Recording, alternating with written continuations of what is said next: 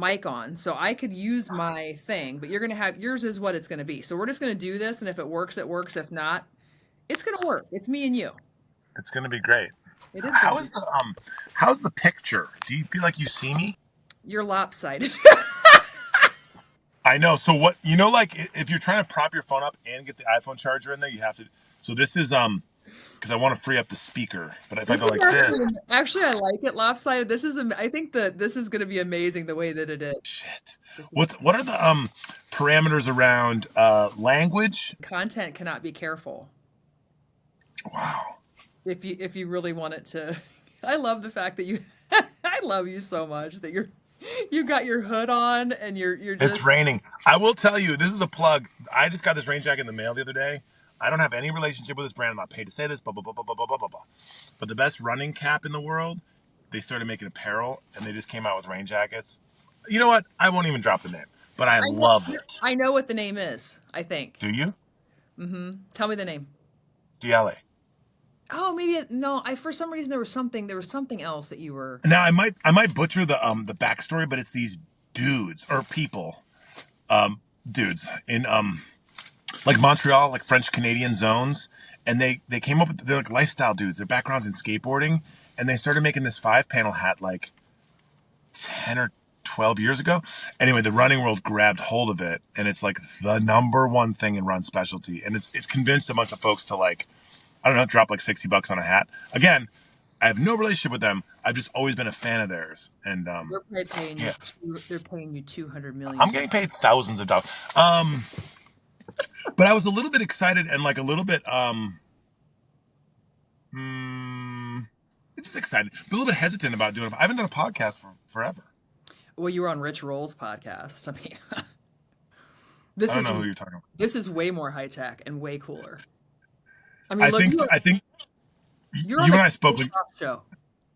well, you and I spoke like a week ago, and it was like, look, get two chatty Cathys to try and share a microphone. Good luck.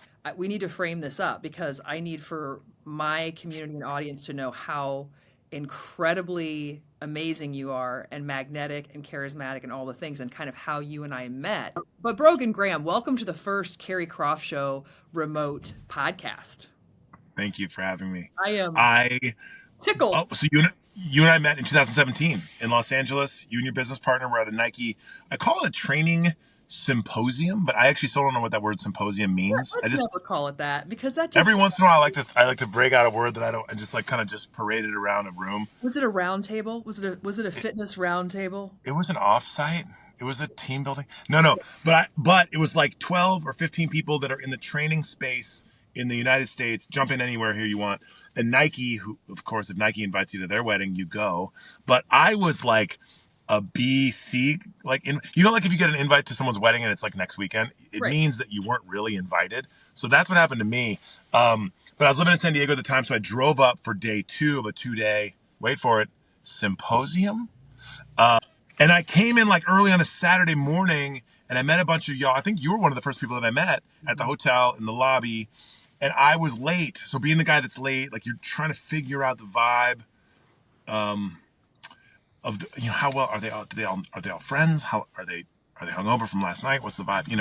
And we went into a day of like some workout stuff, some Nike experience stuff, but then like guest speakers and shit like that. But I remember being there thinking like, I don't really know what I'm doing here.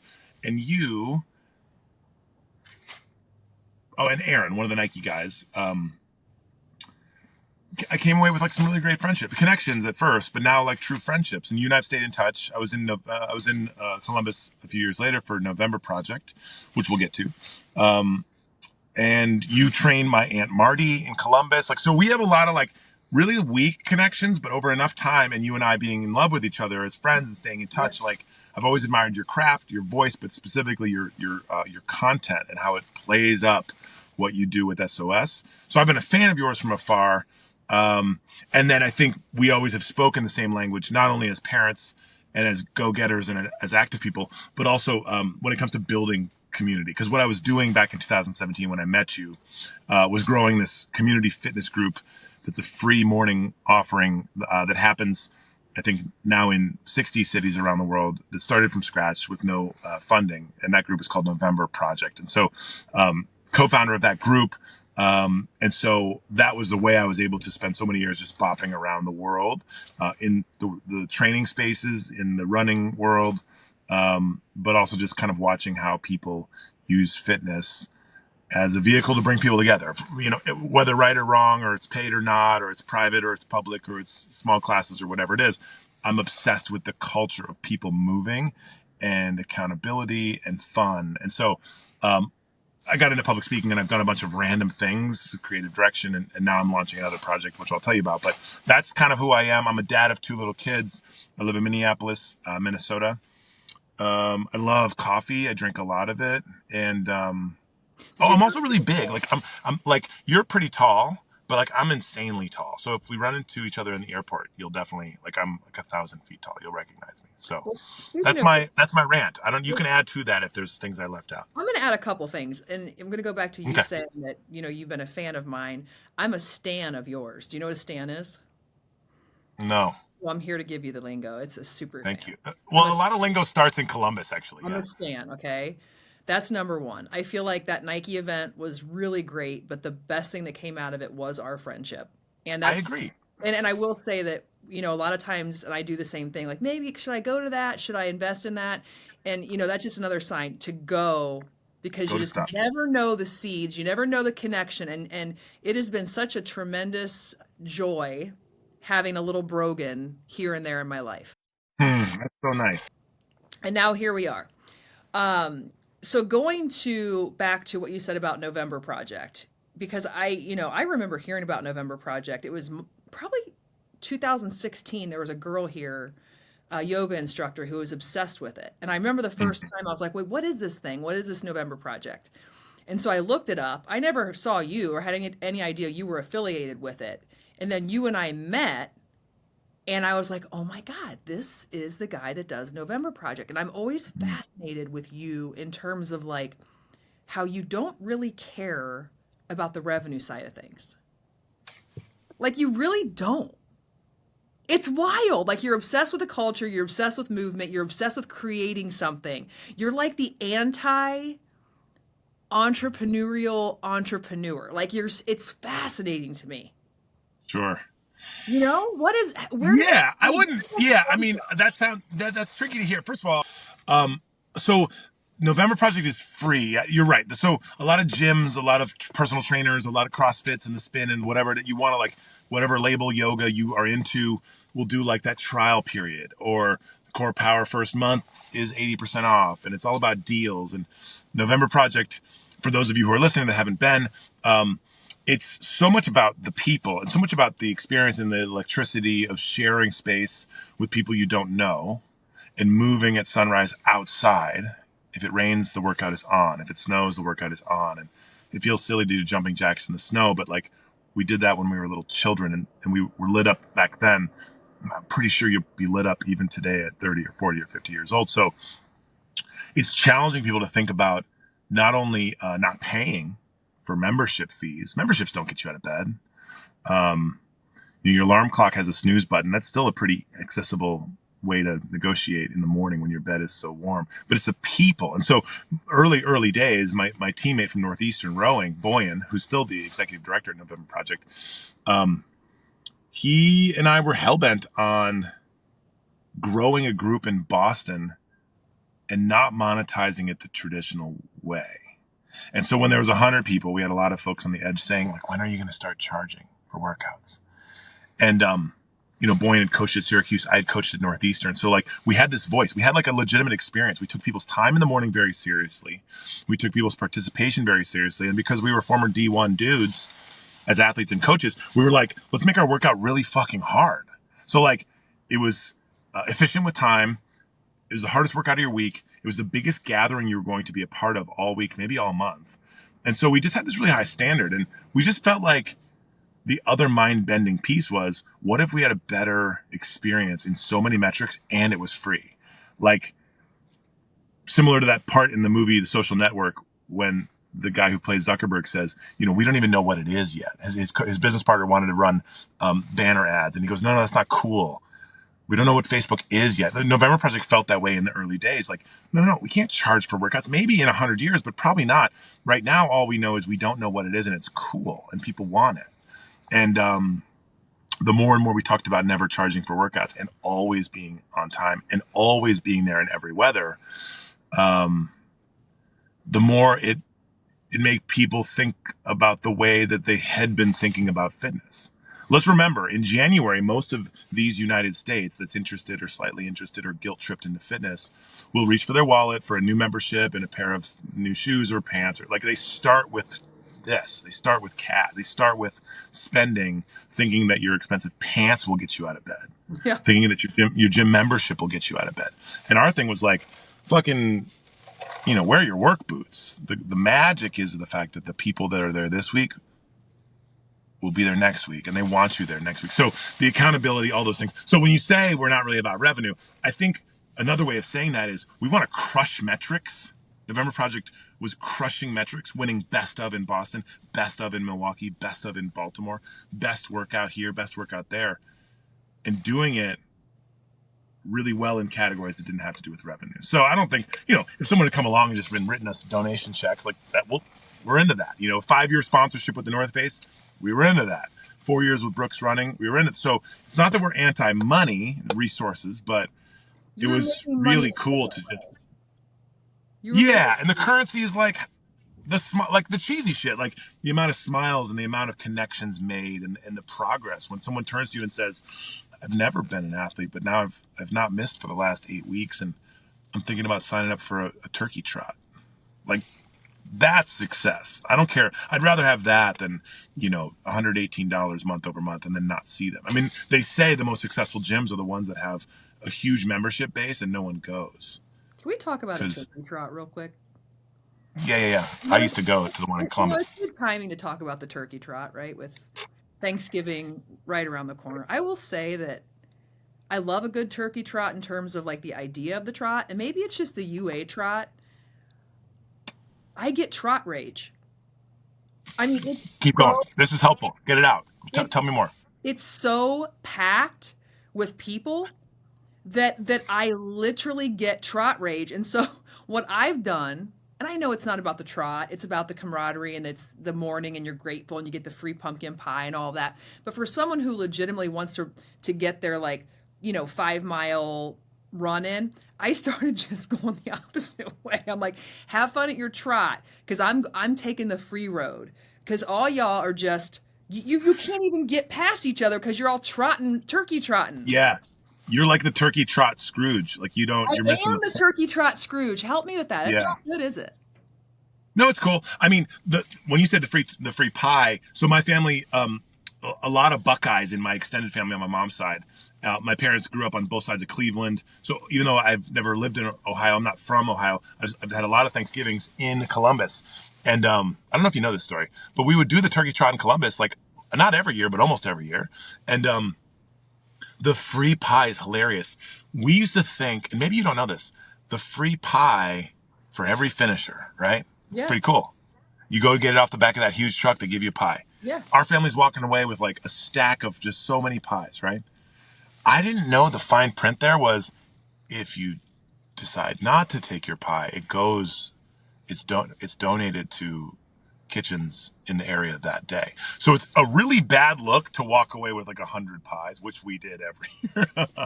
Wow. So for those of you who are listening, you don't have to take your pie. It's probably better if you don't take your pie.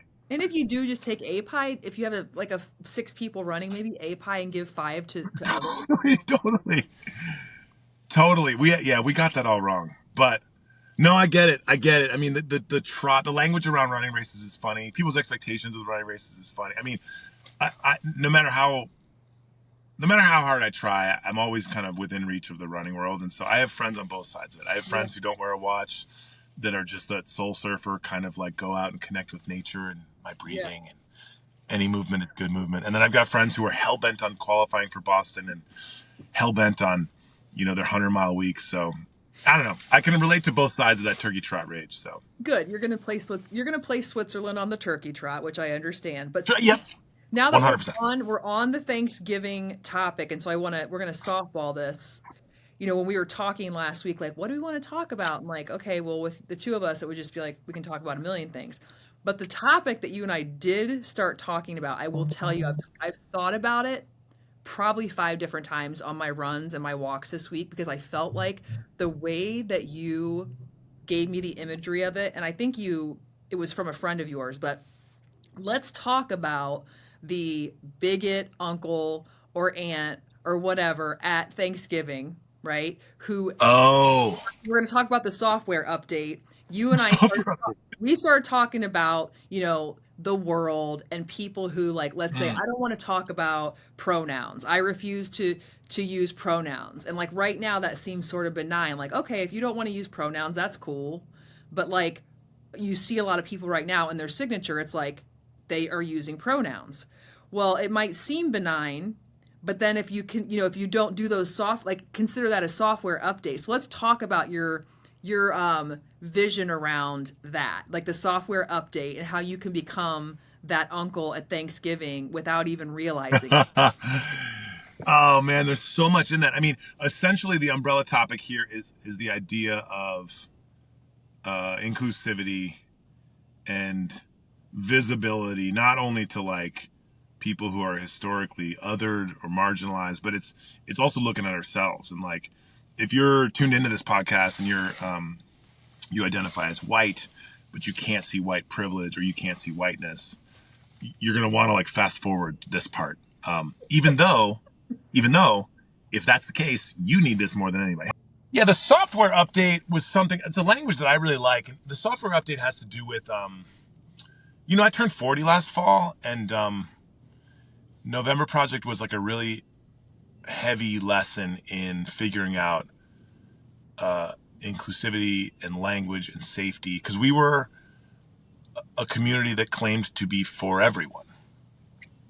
And all you have to do is just show up. And I think in 2020, what the United States was calling a racial reckoning, I think, unfortunately, I think hit a lot of people differently. But of course it would. People come from all walks of life and have experiences and have different opinions. And, I think there's some of the people I know, some of my friend group would say, um, when it comes to, you use pronouns, but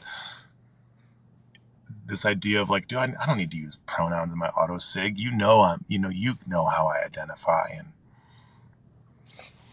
this conversation around understanding equity and safety for white people and how we move through the world, how maybe let's just use gender. You're going for a run at 2 a.m. with the silhouette of a Carrie, a mom, a blonde mom, a white woman, and even though I'm white, I go for a run at the same time in the same dangerous part of Columbus at 2 a.m. We move through the world differently, right? Based on gender and safety for that, just to keep that. And so I get pulled over here in Minneapolis. I have a different level of fear than some of my friends who are black. And the history in these twin cities here when it comes to police brutality and murder, like that's a real thing. I'm thinking, I hope I don't get a ticket. My friend Adrian, who's a filmmaker, who just released a film called A Letter to Bryson, which documents the uprising around George Floyd. Shout out to Adrian. He has a different level of fear in those moments, right? And so if you don't want to take that journey and looking at those things, I I started using that phrase of, you're basically refusing to take the software update. Young people in their 20s and younger don't push back. It's what happens when you get a little bit older, closer to being crotchety. Watch out now. The cement is drying. And if you refuse that software update, you can look across the table at the generation older or even older and hear how they talk and speak. And maybe the language that's outdated that some relatives use, maybe folks that live outside of communities that are as versed with these conversations. I don't want to say rural communities aren't, but maybe. And so you and I were talking about these software updates, getting ready for Thanksgiving, and knowing that like some of my favorite activists and writers, whether they're black or white, have Trump members of their family. That's a tricky Thanksgiving. and To like say the least. figuring out where to push and where to demand more from people in your close circle, where to cut people out of your life, where to say, no, no, no, that's not funny. No, no, no, you said that wrong. I mean, I've been laughed out of kitchen tables in my last family life, um, for my ex and her family when I had a conversation about pronouns. So they're were they more conservative? Well, no, I don't want to say conservative, but like they just hadn't considered that software update. So it's not that particular. Laughed out of the table. And so that's an interesting play, pronouns. Who cares? It's a kitchen full of stray white people. Why would we even talk about pronouns? And it has to do with signaling and participating. Mm-hmm. It has to do with this crazy idea of like thinking people are equal and pushing for that, even though it doesn't affect you. Wow. A BLM yard sign. Now, on one side of it, you could say like, what the fuck does that do? But it also signals that like, maybe you're not just a normal white family. Maybe you're participating. Maybe you're willing to be engaged a little more than not. So anyway, this idea of software update, like, look, I've fumbled through it in my years at November Project, especially my last ones. I was accused of not getting it right all the time and not being up on my software updates. And I think folks can participate. You can participate. You can read things. You can engage in conversations with your Black and brown friends. You can apologize to them for being so stupid as you enter this conversation that you're going to fuck up a million That's times. what I do, and I've fumbled through so many podcasts where I'm like, you just don't even feel comfortable. You're like, okay, I know I'm going to say the wrong. Like I'm not that type of person naturally, but when it comes to this topic, I feel like I'm walking this tightrope, and I think Mm, that's a problem. Because I don't want to feel that way. I want to be able to be open and say I am ignorant.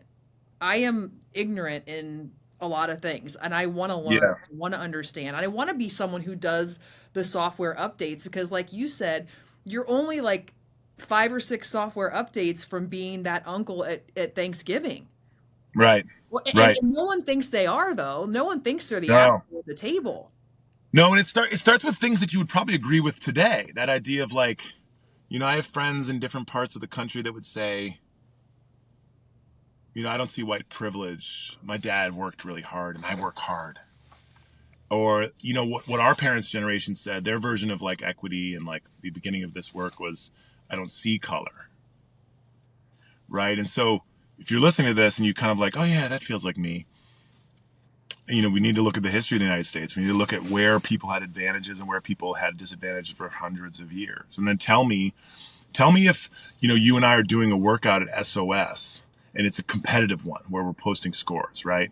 And I walk into that workout on time. I warm up. I've been training for it.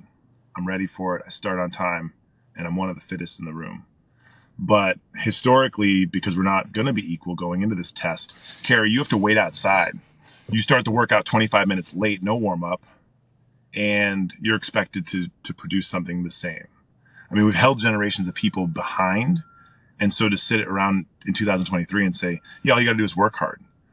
That ain't it. And so if anything that I'm saying ruffles some feathers, good. But if there's one thing in a conversation about inclusivity that I would urge people to do, it's participate. You said the tightrope of not being able to get it right. That's such a white, fragile thing. It's like Hmm. if you and I were to get into like ice carving today. No, fuck it. If we were to get into figure skating today and we were expecting on our first practice to go to the Olympics and nail our routine, like that's the way folks get nervous about entering conversations about race and racism, especially white people. I don't want to get it wrong. How the fuck wouldn't you get it wrong? You've never done pairs figure skating before. It's your first day. All you're going to do is get it wrong. But if you don't participate, that's a problem, right? And just to go back a few minutes ago, you said, admitting that you're going to fumble. I think the one place I would urge folks to look at is, at what cost? If you have friends that identify as not white and you go to them as like the testing grounds, you just recognize that might be taxing. So there are places where you can do your fucking homework Yep. before you go and put it on your friends, people of color, and say, am I getting this right? Like, it's not their business for you to do your homework. You should do your homework and participate as is. So I can talk about it for a million years, but I think as we get older, I think it becomes more and more important because I don't know. And you might be surprised. Like I launched into a conversation about, equity and inclusivity, and then eventually marginalized folks. We launched into a conversation shortly after 2020 with my dad, who works in agriculture. He wears Carhartt, drives a truck. He's in the fields in Wisconsin. And I was happily surprised. He started dropping book title names, and he's like, yeah, this and that. And he had all his examples of what's right and wrong with the police department in Madison, Wisconsin. And how, like I realized he was a black belt, right? But he's not on Instagram bragging about it. It's not a topic you can wear on your shirt. Right. Huh. Right. But he participates. So if you've read enough books, there's local groups. Like BLM's not over, right? Like, so anyway, I'm passionate about this, but I'm not good at it. I just participate and keep failing forward. I think you're I think you're probably better than the average Joe. I had a guy in here, interestingly enough, and I will say he was a very conservative fella, probably like mid-50s. And the topic was, he's running for a school board, and has issues with these LGBTQ books and keeping, sexualizing kids, and the race topic, all this stuff. And one thing led to another, and I said, you being a white male in the middle of Dublin, Ohio, you don't have a clue. Like you're in the middle of like the majority. He's like, well, what do you mean? I don't wake up and think like I'm a white male. And I'm like, it's not about you waking up and thinking. It's how you move through the world and how the world sees and treats you. You can't see that. And I was like, okay. I mean, there's some times where it's like, I could try to spend an hour here with this guy, or I can just, that's where I struggle too, is like where to spend my energy with those conversations and where to look at someone and be like, okay. Well, yeah, I mean, think about, that's really, that's helpful to think about because you have your, I love these people walking behind you too, by the way, that are like, they're a part of it. They're video bombing. They're a part of it. She's going to work. There's people that you can move. There's folks in the middle, 80% that you can get into a conversation. And there's folks politically, I'm probably not going to move a Trumper out of Trump camp today. A climate denier, I can't get them out today. But if someone's somewhere in the middle of that and I can move them a little closer to understanding their position, fuck it. Let's just look at their position. Let's look at identities that we carry. Not like, I think people feel attacked. White folks, especially white men, feel attacked in conversations about race. Whoa, white guys. Now we're the endangered species. Like, fuck. One really important exercise that an equity advisor did with the November Project leaders back in 2019 in Seattle, D.A. Dirks. This is a Canadian, lives in Calgary. One of my favorite people. It's had goosebumps. D.A. Dirks uses they, them pronouns. And so you're a Stan. You're a Stan. I'm Stan. D.A. Dirks Stan. Approach this conversation around whiteness and identity, right? Like, so let's back out. What whiteness? Whoa, I feel threatened. Identity. You're still we're still kind of feeling like we're going to talk about race, but let's go to like more benign identities. Like what the conversation, the training was about, what do you put out there about yourself? This idea of pushing some identities forward, pulling some back. You're a white woman. I could mostly tell that before we met each other in Los Angeles. I could mostly just like look and guesstimate that. But I didn't know that you were a mom, or that you're gay, or that maybe you're not. There's identities that you would have to push forward, and maybe I don't know, right? So I don't know if I'm gay either. It's that's for another podcast. It's a preference. It's a preference thing. So that's kind of another conversation. Yeah. But this idea of like, what do you put forward? I tell people that like I went to college in Boston. That's an important part of I like people to know that. I like people to know that I'm a dad. I put that out there a lot. I fit that into almost every new conversation. I think I talk about how much of the world I've seen because it helps put me in context, like that as a traveler. I like to be a traveler. So these are ways that people can like But people might not know that I have a reconstructive spinal surgery when I was 15. So my entire spine is made out of metal on both sides, the whole thing, right? Like you wouldn't know that. You wouldn't know that I come from XYZ. You wouldn't know the dynamic of certain. So this idea of which identities we put forward and which ones we pull back. And then there are some that our country historically considers prouder and safer and more the American look. Whether you look at our politicians, whether you look at our, who's teaching most of the schools, whether you look at who's policing most of the streets, like where do white folks show up? What does it mean to be white in America? And so there are some that are valued. It's good to be tall. We like tall people. So I think when we start looking at identities, I'm a proud Northeastern University graduate. Like, so what do you put forward? What comes up in conversation? And then what is just recognizable, right? Yeah. And so I think that's a really important way of like approaching racial identity, privilege. And if you can't go there, let's just go back to those bunny slopes and just say like, well, what do you tell people about yourself? Yeah. Profound, Brogan. Profound. So hey man, I'm just spitting what DA Dirks gave me today. I know, but you're spitting some truth. So go back to that spinal surgery. What can you tell me about that? What happened when you were 15? Oh my God. Well, I was a tall kid. I think I was like in 8th grade or something. And I was like 6'4". And and so, but I had scoliosis. And the doctor said like, it's pretty bad, but because you're still growing, it's going to get worse. And so it was this idea of going back and forth. And I grew up in Wisconsin. And so it ended up being this kind of big leap of faith in terms of like, watch to see how it gets worse, the curvature in your spine. Essentially, that's what scoliosis is. And then, or get this big like 10 hour, you're open for 10 hours. They put metal bars around your spinal column and they fuse it with your own bone chips that come from a different part of your body. It's so intense. But it's almost like a personality test for a young person. I was like, let's fucking do it today. I was like really into it. And, can we do it right now? Like, let's do it right now. I'm like taking my shoes off right now. And the surgery went well-ish, whatever, at Mayo Clinic in Rochester. And I grew 2 inches in the surgery. Like they really stretch you out. It's crazy.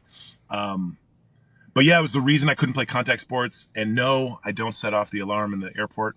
And I haven't really talked much about it. But one time, like maybe 3 or 4 years ago, I put up a post because if you stare at my back, it does look a little bit wonky. And I use the hashtag, I think scoliosis or something. And ever since then, I get these random outreaches from moms whose kids are heading into the surgery. Mm-hmm. And it's like such an interesting like take on social media where it's like, oh, right, we can still connect people. I've gotten on the phone with moms whose kids are going to this surgery. Like, I love this thing. Anyway, so fast forward many years later. So let's say that was when I was 15 and 40 now. So 25 years later, I drove to Mayo Clinic for something my mom was going through. But I brought the November Project book and I brought some of the media around November Project and some rowing things. And I put in a package to drop off for Dr. Shaughnessy. If Dr. Shaughnessy from Mayo Clinic is listening, shout out. Because so many of my goals going into that surgery as a young person were like, how would it affect me athletically? You know what I mean? Right. That's all I cared about back then. And so he gave my family and myself so much confidence, but wasn't hesitant to tell me that it was really intense. And the recovery was like a lot of time learning to walk again and figuring out how to sleep again. And like, it was gnarly. And you became a D1 athlete. Became a D1 athlete. I mean, and that's in a spine heavy sport. I mean, rowing. But yeah, I was really freaked out going to that surgery. And then I think when you wake up after a surgery that's that long, but you're on the floor with other kids that are going, having brain tumors removed and kids that are, trying to fight certain fights. Like, it was such a intense lesson in perspective and gratitude, and as a young teenager, like when you're getting lessons in gratitude and perspective, like, I don't know, maybe that was part of my journey that was like really important, Well, did that give you even more of a like, I'm Brogan, mother effing Graham, I'm gonna do even more juice to want to succeed as an athlete, where you're like, okay, I've got this thing, this like metal in my spine. It's not going to hold me back. It's going to propel me forward. Like, did it make you even more of a baddie? I don't know. I think we could probably already answer the question would be yeah, right? I don't know. I think along the way it felt like there was like it was such I've always been I was a 12-pound baby. I've always been the biggest kid in the group and whatever. But this was like, you go back to the building blocks. I remember like having one of those breathing exercisers where like you work on taking full breaths again. And then it was like, okay, how long will I be not able to walk? Okay, well, it's like, I want to beat that time. What's the fastest? Who's done it the best? Like, so it was true competitive nature in like the most granular sense of athletics. I mean, this was like putting one foot in front of the other. And so, I have a brother who's an avid runner, but at one point in his life, he was really overweight. And I always say that he's able to see the struggle differently than I am when it comes to runners who are starting and when it comes to folks who are truly trying to like figure out weight loss. And so I think that idea of being a young person, understanding what it means to come out of a surgery or come out of like a challenge, that's not like, how's your field hockey team this year? It's like, I can't jump, right? I can't run. Like, right. So like to go to some of those simple steps and really boil it down to like the most basics. I think that was a good lesson. I think it supercharged me to like center sport and center like really like look at like being competitive and knowing that like, I mean, back then it was team sport, and now it's ingrained in my entire life in terms of just like daily movement, and being appreciative, like going for a run and not having your Garmin, but just being like, fuck, it's nice to like, I don't know, have working limbs and be able to be outside. Does your back hurt? Never. Really? It's just legit. It's fucking solid. You're like a superhero. I'm a superhero. You are. I don't have a cape. You I really, don't have a cape. really need I one. gotta get a cape. You know, What about you? Do you have any hidden identities? Do you have any things that like I think in like the icebreakers in a corporate setting, they'd be like, yeah, what's an unknown what's something people don't know about you? Like what's yours? I'm a psychopath. Yeah, no, but I mean, we all know that. Like that's first glance. No, but I want to talk about you as a dad. So first of all, your kids' names are amazing. Lumi, Cobra, and is it Zuma? Yeah. This woman just did so if you drive a generic midsize SUV like most of us, this thing happens where like you'll be in the parking lot and you'll accidentally go up to the wrong blue 4-door Yeah. Mazda. A woman just came to my window and I was like, the seat's taken. Um, she looked pretty basic. I wonder if she knows about her white privilege and the way she moves through the world. Okay, so yeah, so my little kids. So I have a 5.5-year-old, a little boy named Lumi, last name Graham. So Lumi Graham. His middle name is Cobra. Lumi Cobra Graham. And then my little, who turns 2 between like in the next couple of days, her name's Zuma, and Zuma is a tank. She is chill. She's funny. She sleeps really well. And Lumi is like overly communicative, wacky. I would say emotional and very artistic. So it'll be interesting to see how these two grow up. But I love being a dad. I've been dadding a lot in the last year. Completing a divorce and finding that there was a lot of details, and you're gonna find it's almost like bumper bowling. We're gonna go through this part of the conversation with like there's some guardrails. Got it. Um, Got it. Uh-huh. I think in partnerships and in marriages and in any kind of co-parenting situation, there is an inequity when it comes to like who's on which details, right? And so maybe one parent's the fun parent, the other parent's the organized parent, or one person's good with this or good with that, or stays on top of the bills or this. And so going through this split up, I've had my kids half the time, but also learned all the things that I wasn't doing. I wasn't packing the lunches, or I wasn't doing, I didn't know about the medication. So we use it's for all 10 days, even though she's better on day 3. We go through the medication, whatever it is. Which pharmacy do we pick it up at? So it's been an interesting, like, steep education this last year, going through this divorce to figure out how to dad 50% of the time. So I don't have the kids all the time, 50% of the time, but all in. So there's this really interesting thing that's happening where it's like I'm doing more parenting than ever right now, like all details, even though I have them technically half the amount of time. So it's a really prideful, super stressful time because I'm more in sync with my kiddos than ever. They're such the center, obvious priority in my life. But the flip side is, I know a lot of dads that are in quote unquote happy marriages that don't know what size diapers their kids wear, and they don't get to decide which park they're going to.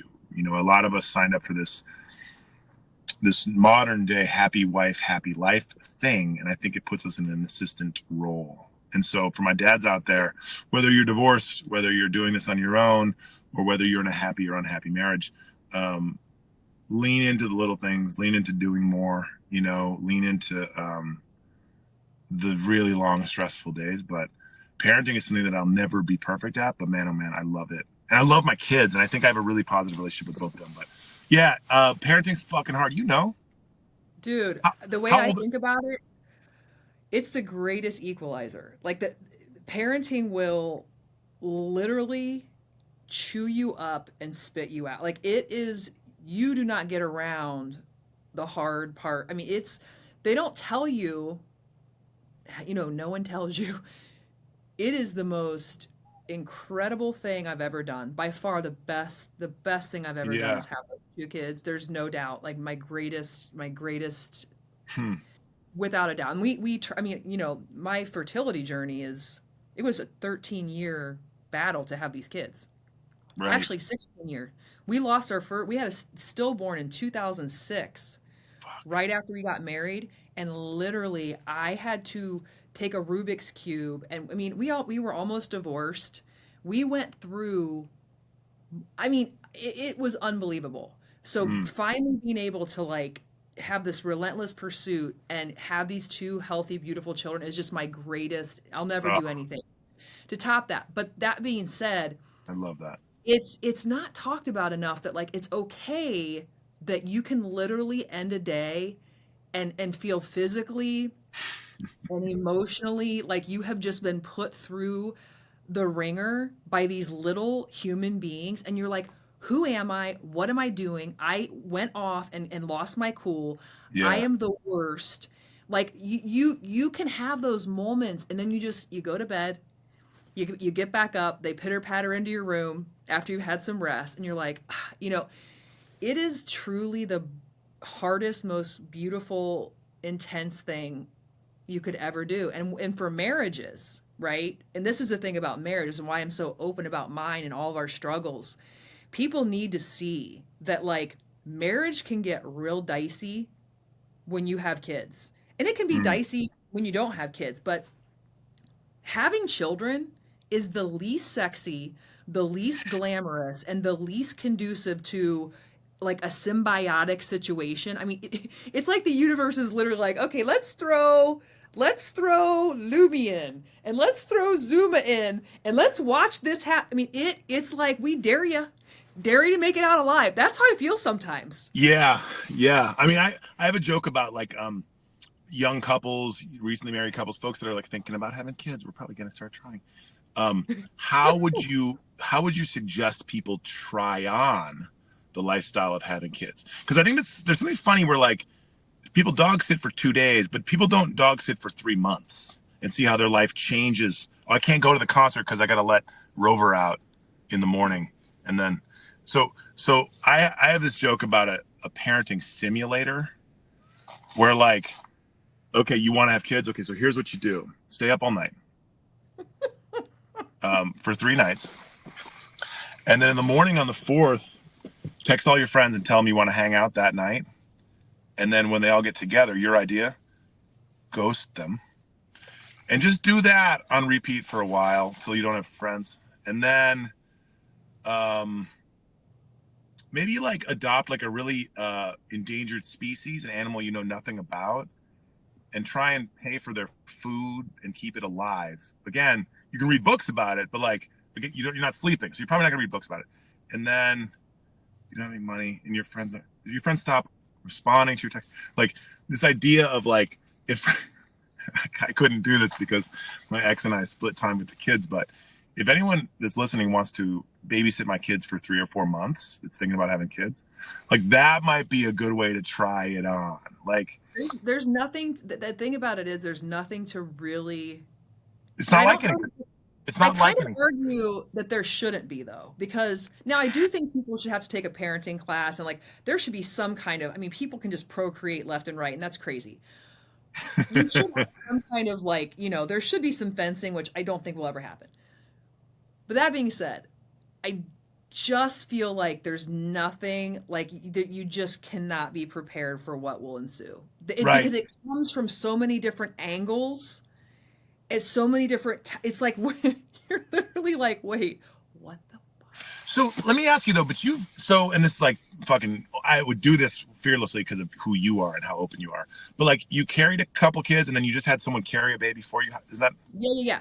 So basically, we had two stillborns, one Jade who lived 16 days in the NICU. We just had a horrible, horrible time. mm, And so I'm of the age where it's like I probably should have done a surrogate the time before, but my doctor was like, you're super strong and healthy, and I just feel like you're going to be able to do this. And I could have just given up anyway because I'm like, okay, we're old. Let's just have Dane and just like, I don't know why. It's who I am, and I wanted him to have a sibling and all that bullshit. mm, So anyway, I just decided to put this marketing effort out and become my own agency and see what happened, and found this woman named Sky who has been. I mean, it was like the universe was like, here you go, Care. Like, here's a little, like, we're gonna give mm, you this because we have literally. I was climbing up a hill, like a cliff, like this for like 15 years. I mean, it does, no breaks. mm. And so they just sent this like woman from the sky, and she was amazing, amazing. And so we had a healthy baby girl, Kyle. It was such an intense, crazy, otherworldly experience. But like, Mm.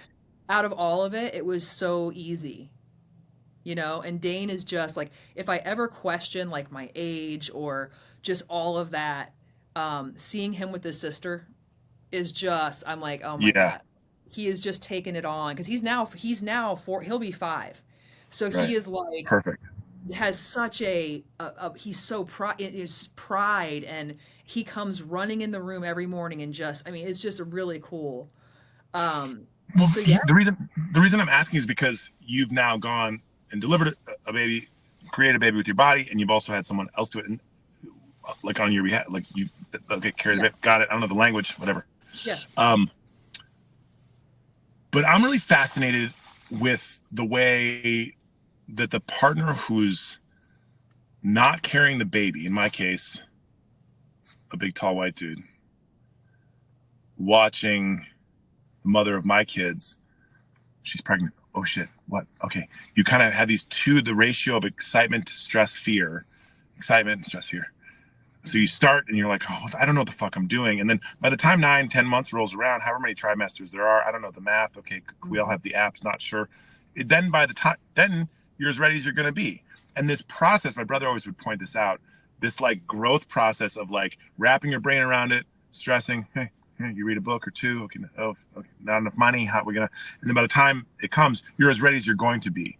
And so I would ask you, what was it, how do you compare those experiences in every day you're looking down, your tummy's getting bigger versus like, oh, I haven't thought about that yet today. And I'm guessing, like, do you feel like the 9 months went quicker or slower? Did it rush? Did it come up on you when you weren't carrying the baby? How does that go? It went really fast.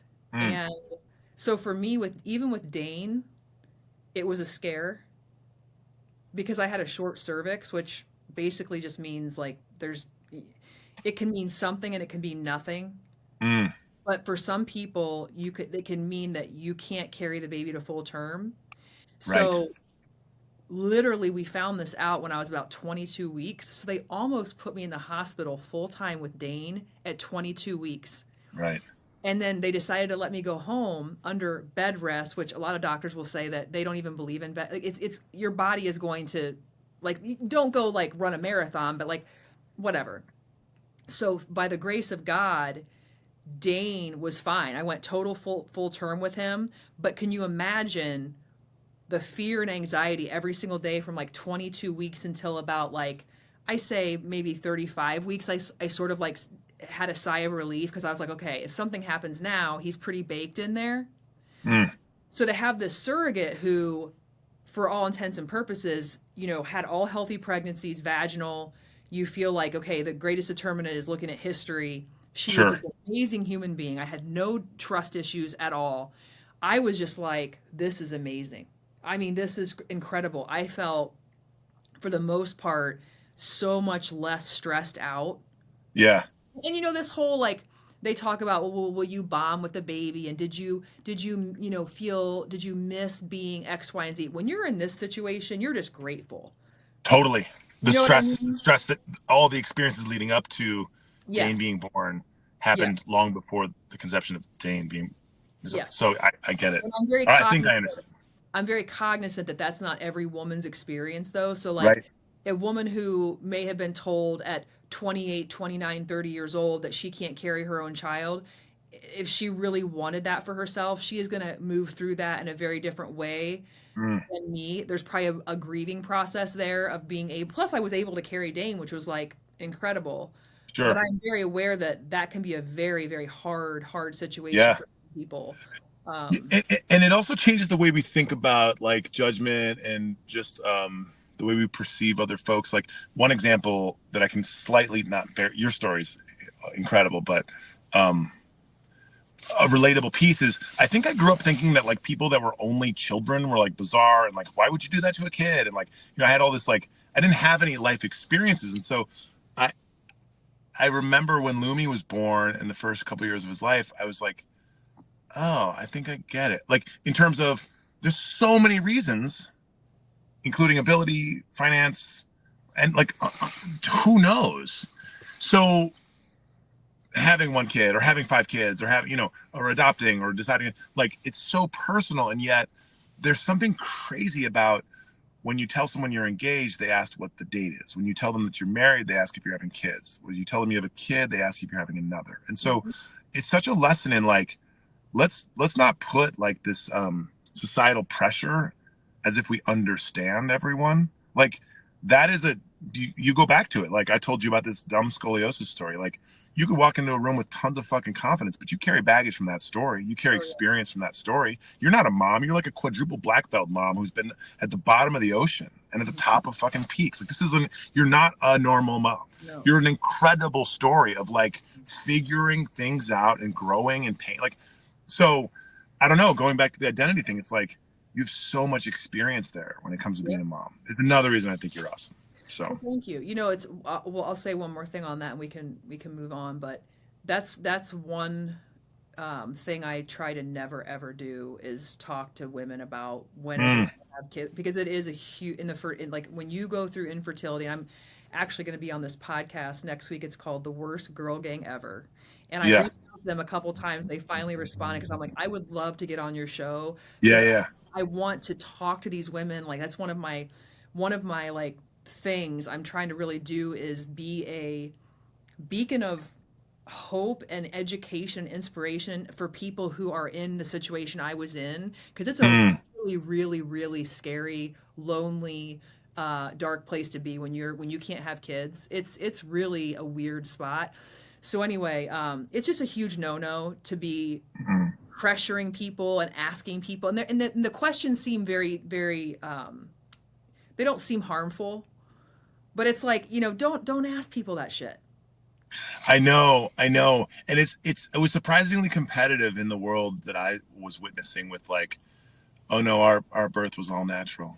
It's like, what are Good we for doing? you. I'll take the Or drugs. like you kind of like I saw women being judged for breastfeeding for too short amount of time or breastfeeding for too long amount of time. It was like our kid sleeps at the first night, our kid's co-sleeps. Like, huh, we use formula with this, that. Like, like the amount of competitive we're doing at right judgment blows my mind, but it's also pretty normal. I mean, so anyway, if you're listening to this and you have no experience with kids, just ask how it's going. Stay general. Don't judge. Yeah, Like, don't judge. And I will also say another thing that I love about being, I think it is a mixture of two things. I think it's a mix of having to work so hard and also being older.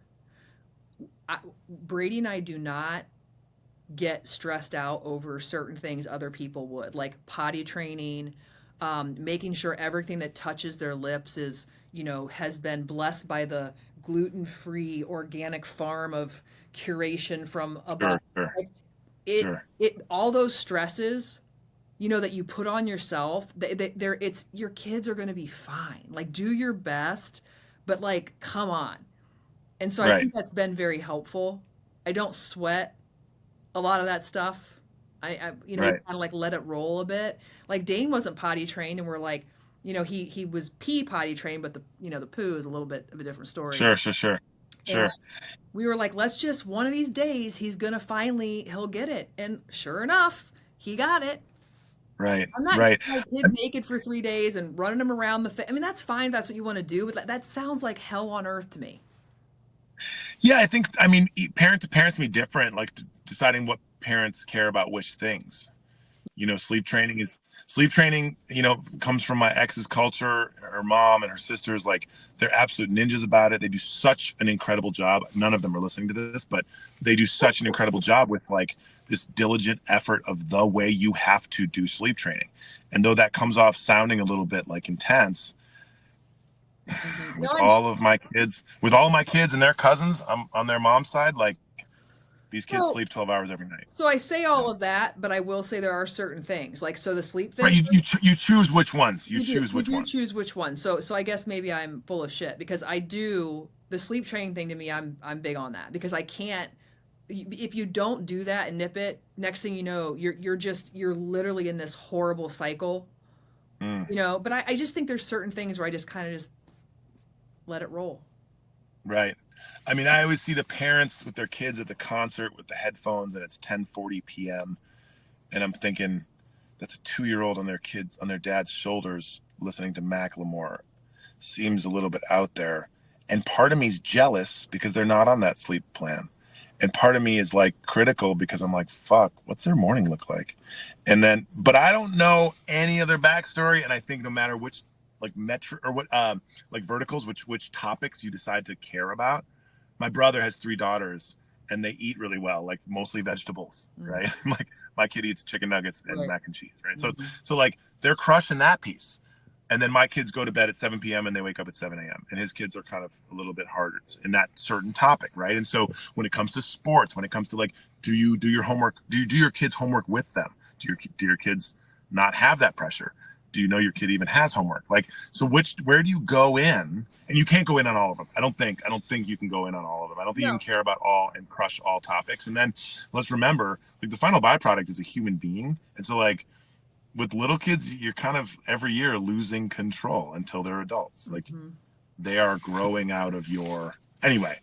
You know Parenting, what? fucking Another topic, real quick, before we begrudgingly wrap up, Brogan, because I could just do this. before we dismount. I could Yeah. before we dismount. Yeah, you reminded me when you're talking about your divorce and you sort of figuring out how to parent 50% of time, but that 50% is so highly concentrated.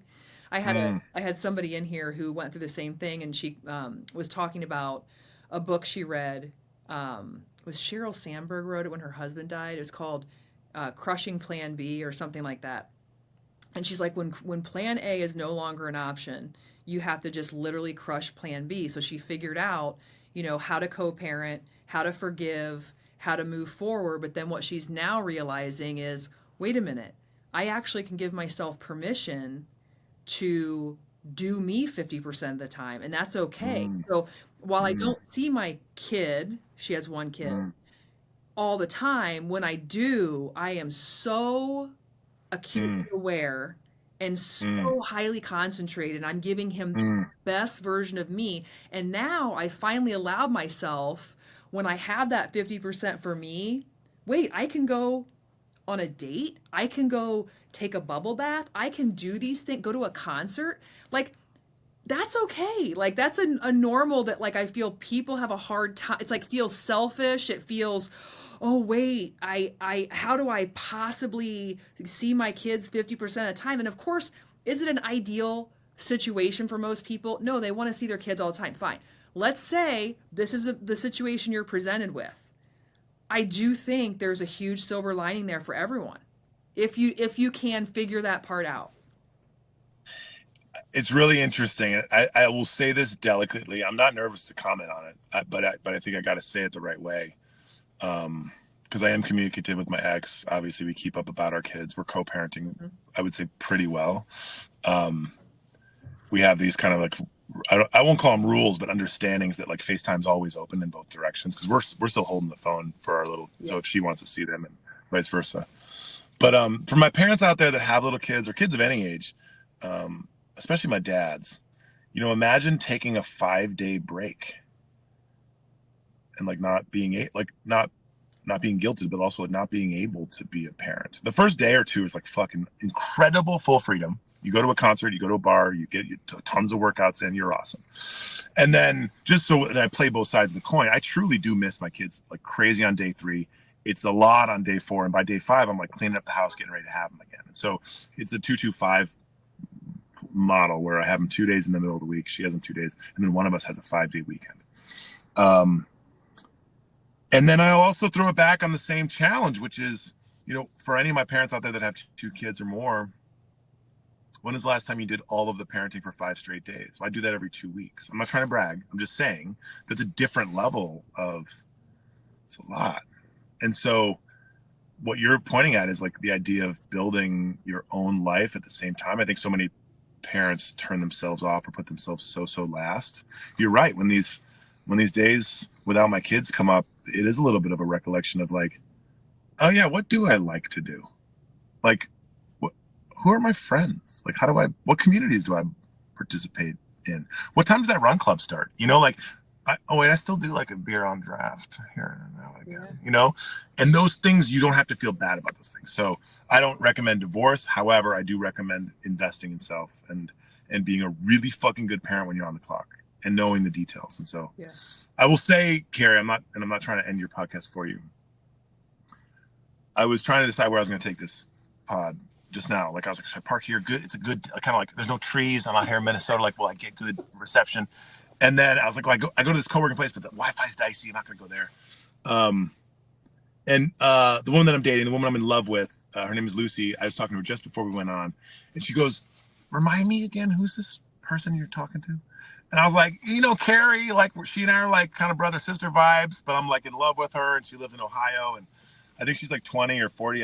Can't really tell. And we'll go. And she goes, yeah, she's got the vibes. And I was like, yeah, she's got the vibes. And so I wish you, especially as you add more guests to this and you get more efficient, I would say you probably, like going forward, you're either going to like say there's no more guests that are allowed to be in mid-size SUVs with red leather interior, or maybe you make it a theme. I don't know. But I wish you luck with this. I think it's going to be great. I want to come back and be on the show, every, I don't know, month or so, every year, every day, every week. Let's do it every week. I would have you on the show. I just really hope you can somehow, some way cross paths in Columbus and be in the studio, because it would just, it needs to have, you need to be in here. Yeah. SOS. I mean, obviously seeing Aunt Marty, and then the fact that like Columbus is similar to the town I grew up in. It is an under-celebrated city that because of the university, it's worldly, but because of the Midwest, it's normal. And I love it. Yeah. I love it. So I plan to be there at some point, hopefully in the next year or so. And when that happens, we're going to do like a billion workouts. I'm going to meet your kids. I love it. We'll high five and hug a lot. And as we do, we'll just keep talking shit.